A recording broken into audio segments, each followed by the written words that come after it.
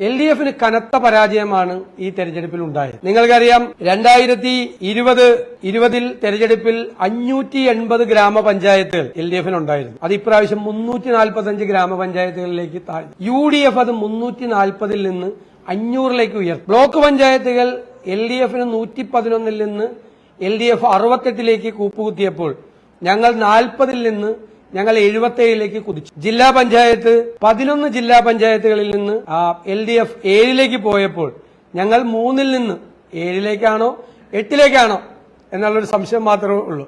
ഒന്നുകിൽ 7 അല്ലെങ്കിൽ 8 ജില്ലാ പഞ്ചായത്തുകൾ ഉണ്ടാവും. നഗരസഭകൾ LDF 42 നിന്നും 28ലേക്ക് താഴേക്ക് പോയപ്പോൾ UDF 42 നിന്നും 54ലേക്ക് കുതിച്ചു. കോർപ്പറേഷൻ നിങ്ങൾക്കറിയാം 5 കോർപ്പറേഷനുകൾ കേരളത്തിൽ LDF-നുണ്ടായിരുന്നു.